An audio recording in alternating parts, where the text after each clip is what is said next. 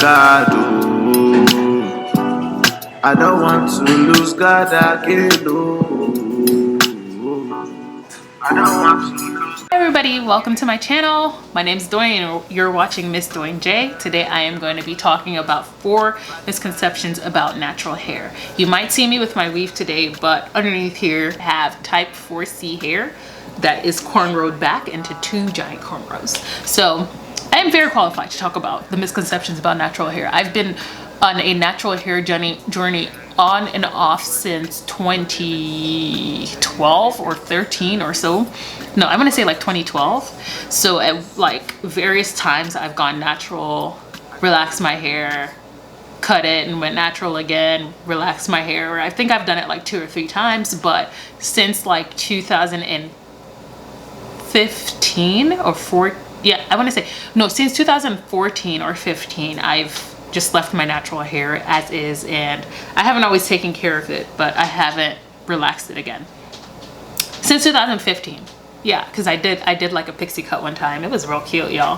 But I haven't done anything else after that. But today I wanted to talk about some misconceptions because people that are going natural might have some questions. They might be like, what should I get? What should I not get? What do I need to know about going natural? And this is perfect for those that are transitioning. If you're transitioning, watch this.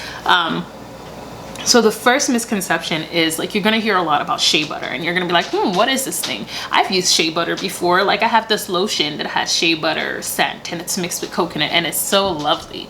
Let's be real. If you are gonna use shea butter, 100% raw shea butter, which is what will be recommended for your natural hair in most recipes that I've seen, you are in for a rude awakening. Shea butter is considered one of the holy grails of natural hair, but you will probably be surprised to find out that it doesn't smell like Bath and Body Works. Bath and Body Works told you that it did, huh? It smells a little bit like Mother Earth, dirt, ground, soil, musk, and a little bit of nothingness to it too. So I mean, if it works for you, it works for you and it works wonders. But honestly, yeah, it'll probably take you by surprise. But now that I've warned you, you might not be as surprised. You're just probably gonna come back here and be like, I agree with you, girl. Thank you for letting me know. So make sure you mix that with an essential oil.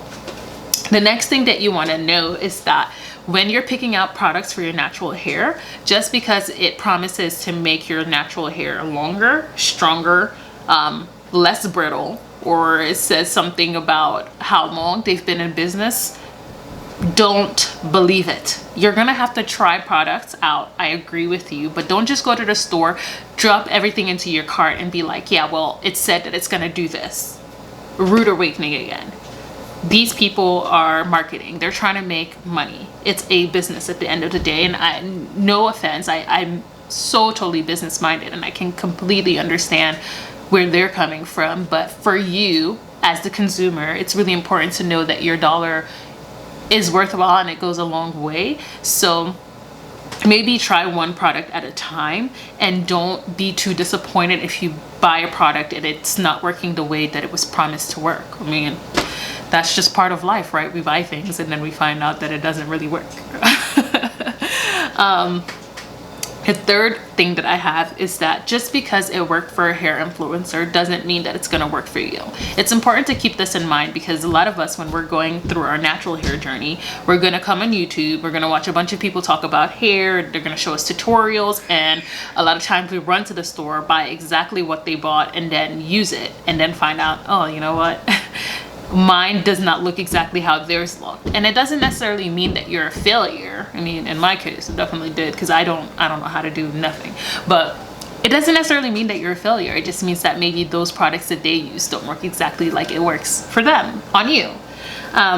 So it's important to keep in mind and to just keep trying things until you find the perfect combination of what works for you, and until you're able to replicate their methods, maybe after substituting a few items that are more in line with your hair type. The last thing to remember is that just because you ditched your relaxer does not mean that you're going to get waist length hair immediately.